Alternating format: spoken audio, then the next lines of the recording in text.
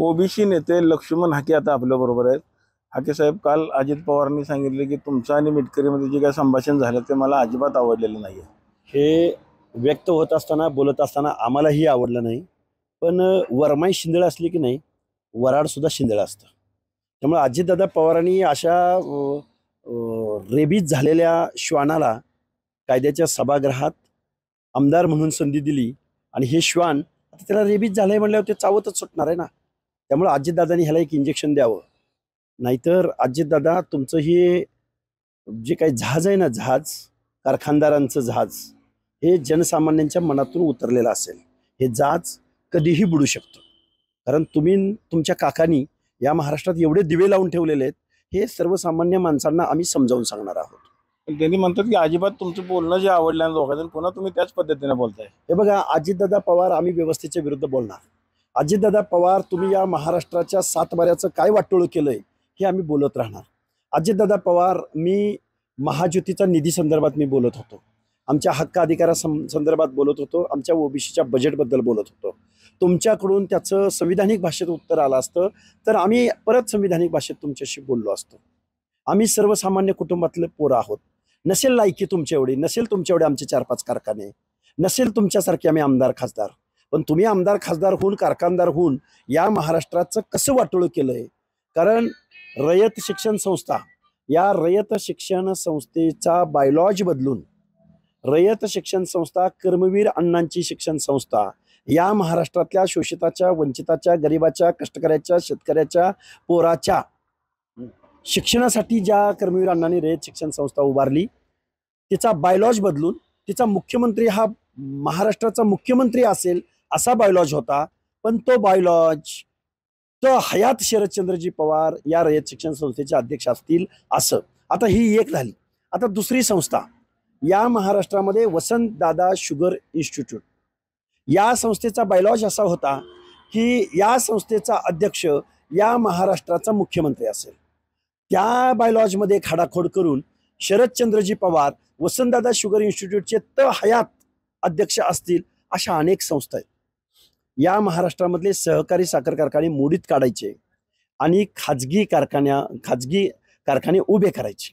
तो सहकारी साखर कारखाना कवडी मोलानं विकत घ्यायचा, त्याच्या जमिनीचे व्हॅल्युएशन कमी दाखवायचं, म्हणजे आरबीआयच्या नियमाप्रमाणे, बँकिंगच्या नियमाप्रमाणे इरेग्युलर वागायचं आणि संस्था ताब्यात घ्यायचा. हा एक कलमी आणि कायम सत्तेत बसायचं, आणि सत्तेत बसायचं आणि पुन्हा अर्थ खातच घ्यायचं, आणि पुन्हा गरिबांच्या, सामाजिक न्यायाच्या प्रतीक्षेत असलेल्या दीनदलितांच्या, ओबीसींच्या योजनांना कात्री लावायचं. हा उद्योग आहे अजितदादा पवारांचा. अरे तुम्हाला बिझनेस करायचा ना अजितदादा, कारखाने काढलेत ना तुम्ही कारखान्यावरती बसा ना, तिकडे काम करा. कशाला पाहिजे वारंवार तुम्हाला सत्ता? जरा विरोधामध्ये काम करा ना. अजितदादा अजून म्हणतात की बोलताना प्रत्येकानं तारतम्य राखलं पाहिजे. काही लोकांमध्ये विकृती असते, त्यांच्याकडे लक्ष द्यायची गरज नाही. माझ्याकडे अजितदादा पवार, होय मी विकृत आहे, मी गावगाड्यातल्या ओबीसींच्या प्रश्नावर विकृती करतोय असं तुम्हाला वाटत असेल तरी चालेल, काही हरकत नाही. पण मी जे प्रश्न उपस्थित केले त्या प्रश्नाची उत्तरं तुम्ही द्या. तुम्ही आणि तुमच्या काकांनी या महाराष्ट्राच्या सातबाऱ्यात खडाखोड केल्या, त्याचं आम्हाला उत्तर हवंय. मिटकरी म्हणतात कोणी शिवीगाळ करत असेल तर परत त्याचं थोबाडं फोडलं जाईल म्हणून तुम्हाला त्यांनी पुन्हा इशारा दिला. सगळ्या बातम्या काढायच्या आणि सगळ्या बातम्याची हायरार्की तपासायची. अगोदर कोण बोललं, नंतर कोण बोललं, संविधानिक भाषेत कोणी सुरुवात केली होती, असंविधानिक कोण बोललं, याची आपण हायरार्की तपासायची. आणि मग आम्ही गावगाड्यातली पोर आहे, आम्ही भटक्या विमुक्त जाती जमातीतली पोर आहे, आम्हाला शिव्या चांगल्या प्रकारे येतात. हा अमोल मिटकरी नावाचा श्वान, अजितदादाचा रेबीज झालेला श्वान, या विकृत माणसाला, या गर्दुल्ल्याला आम्ही त्याच्या भाषेत आम्ही उत्तर देणार. मग महाराष्ट्रातल्या काही लोकांना आवडणार नाही, कारण आमच्या ह्या वेदना आहेत, आमची ही व्यथा आहे, आमच्या ह्या अडचणी आहेत. त्यामुळे आम्ही व्यक्त होत असताना आदळआपट होणार आहे ना. पण तुम्ही सज्जन माणसं आहात ना, तुम्ही कारखानदार आहात ना, तुम्ही अर्थमंत्री आहात, मुख्यमंत्री आहात. आम्ही जरी वेदना, विद्रोह व्यक्त करत असताना आमच्या जरी शब्दामध्ये फरक पडला असला, अरे तुमची जबाबदारी आहे ना की तुम्ही तारतम्य, तुम्हाला जे काही तारतम्य योग्य भाषेत तुम्ही बोललं पाहिजे होतं ना. एवढं सगळं चालत असताना अजितदादा पवार, तुम्ही काय अमेरिकेला गेला होता काय? तुम्ही का प्रश्नाची उत्तरं पुढे येऊन दिली नाहीत? तारतम्य आम्हाला शिकवू नका. आम्ही इथून पुढच्या कालावधीमध्ये आम्ही तुमच्या विरोधात विद्रोह पुकारणार, बंड उभा करणार, आणि तुम्ही कसे लबाड आहात हे या महाराष्ट्राला दाखवून देणार. अजून मिटकरी म्हणतात की हाके मस्तीत येऊन बोलला म्हणून त्याला त्याच्या अवकातीत हे उत्तर दिले. तर बघा, ही मस्ती बिस्ती कारखानदारांना असते, ही मस्ती बिस्ती कायम सत्तेत बसणाऱ्या सत्ताधाऱ्यांना असते. अरे आम्ही शोषित वंचित आहे ना, आम्ही गावगाड्यामध्ये आमच्या लोकांच्या प्रश्नावर बोलतोय, याची मस्ती तुम्ही काही त्याचा अर्थ काढा, पण आम्ही प्रश्न मांडायचे या महाराष्ट्राच्या पटलावर थांबवणार नाही. अजितदादा म्हणतात सुसंस्कृत महाराष्ट्र कसा असला पाहिजे याचा विचार केला पाहिजे. महाराष्ट्र सुसंस्कृत असला पाहिजे हे यशवंतराव चव्हाणांनी महाराष्ट्राला सांगितलं, पण महाराष्ट्र वरबाडून खाण्याचं काम कोणी केलं तर पवार फॅमिलीनं केलं. महाराष्ट्र कसा असला पाहिजे, महाराष्ट्राचं राजकारण कसं असलं पाहिजे, वसंतदादा पाटलांनी महाराष्ट्राला दाखवून दिलं, विलासराव देशमुखांनी महाराष्ट्राला दाखवून दिलं. महाराष्ट्र कसा असला पाहिजे याचं जर राजकारणातले अनेक उदाहरणं आहेत ना, विखे पाटील आहेत इकडं मोहिते पाटील सुद्धा एक वेळ परवडले, पण तुम्ही काय काय महाराष्ट्राचं वाटोळं करून ठेवलंय. कारण हे एक उदाहरण सांगतो तुम्हाला, कारण बारामती तालुक्यामध्ये एका कारखान्याची सोमेश्वरची मला वाटतं निवडणूक लागलेली आहे. 3 कारखाने आहेत, सोमेश्वर, माळेगाव आणि भवानी, असे 2-3 कारखाने आहेत. या 2-3 कारखान्याचा दर या अजितदादा पवारांनी 2800 रुपये जाहीर केला आणि मग या सहकारी साखर कारखान्याकडचा ऊसाचा ओघ थांबला आणि मग त्यांचा अंबालिका, दौंड शुगर खाजगी कारखान्याकडे ओढ वाढला. म्हणजे सहकारी साखर कारखाने अडचणीत आणायचे, बंद पाडायचे आणि पुन्हा आपले खाजगी कारखाने चालवायचे. या 2014 सालापर्यंत देशात कृषी मंत्री शरदचंद्रजी पवार होते. या महाराष्ट्रामध्ये महाराष्ट्राचं सगळं राजकारण अजितदादा पवारांच्या काका पुतण्याच्या हातामध्ये देश आणि राज्यातलं राजकारण होतं. पण याने या महाराष्ट्रातल्या ऊसाच्या दराच्या FRP संदर्भात एकही कायदा करण्याचं काम केलं नाही. त्या ऊसाच्या दराच्या FRP संदर्भात एकही कायदा करण्याचं काम केलं नाही.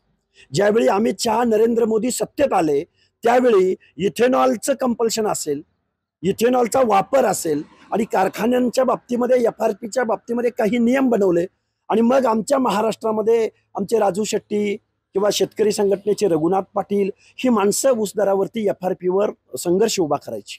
पण तो अलीकडच्या इथेनॉल किंवा वरती अमित शहांच्या नेतृत्वाखाली जे कोऑपरेटिव्ह सेक्टरमध्ये काम चालू आहे त्याच्यामध्ये काही बदल झाले. पण या शरदचंद्रजी पवारांना देशाच्या कृषी मंत्रीपदी असताना सुद्धा असलं काही सुचलं नाही. यांनी कुठलाही कारखाना स्थापन केला नाही, यांनी कुठलाही कोऑपरेटिव्ह साखर कारखान्याची स्थापना केली. मला दाखवून द्या ना. दुसऱ्याचे कारखाने ताब्यात घ्यायचे, सत्तेच्या माध्यमातून संस्था ताब्यात घ्यायच्या आणि महाराष्ट्राचं वाटोळं करायचा उद्योग काका पुतण्यांनी केलेला आहे. आम्ही बोलणार. परंतु राज्याचे मुख्यमंत्री देवेंद्र फडणवीस असताना सगळे अधिकारी फडणवीसांकडे आहेत, मात्र तुम्ही एकाच पवार कुटुंबाला का दोषी धरता? कारण त्यांचा पण तेवढा त्याच्यामध्ये संबंध येतो ना. हो, येतोय. मला ह्या सगळ्या गोष्टीची जाणीव आहे. मी एवढं बोलतोय म्हणजे मुख्यमंत्री बाय डिफॉल्ट याला जबाबदार आहेत हे आमचं म्हणणं आहे ना.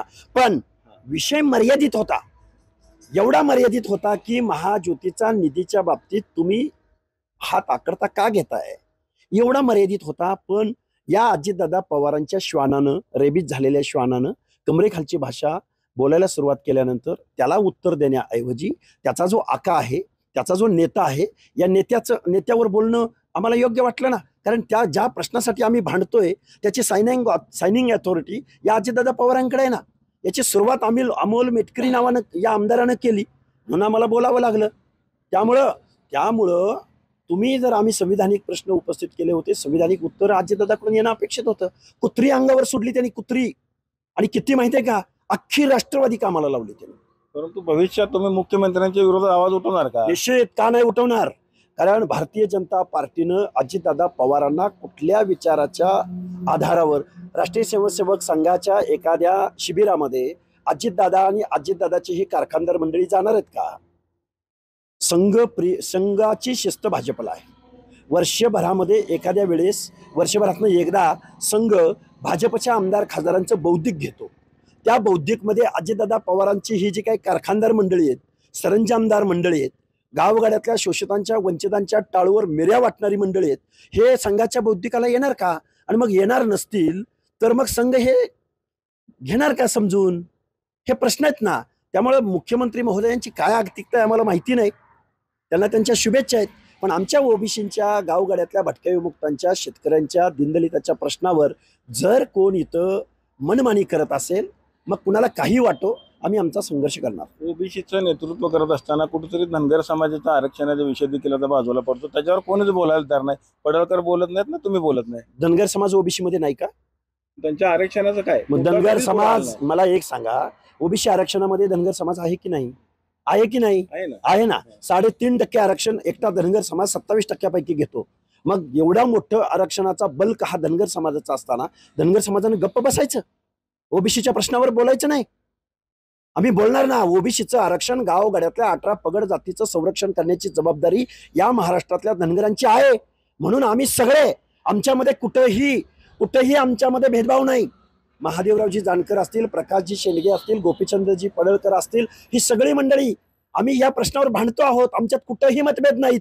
ज्या पद्धतीनं मध्ये तुम्ही रस्त्यावर सगळा धनगर समाज उतरला होता त्या पद्धतीनं आता कुठं दिसत नाही भाजपचं सरकार आल्यानंतर. हे बघा, आमचा भाजपवर विश्वास आहे. आम्ही भाजपला मतदान केलंय. अजून थोडे दिवस आम्ही पाहणार, नाहीतर आहेत ना निवडणुका अजून. हा येणारा काळ ठरवेल कुणाची अवकात काय आहे, कुणाची लायकी काय आहे. लक्ष्मण हाकेची लायकी काय आहे या कारखानदाराला दाखवून देतो ना आम्ही पुढं.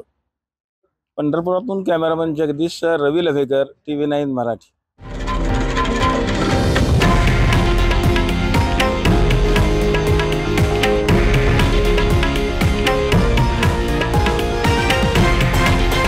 हे आहे देशातील नंबर 1 न्यूज नेटवर्क आणि आपण पाहत आहात TV9 मराठी, एकमेव.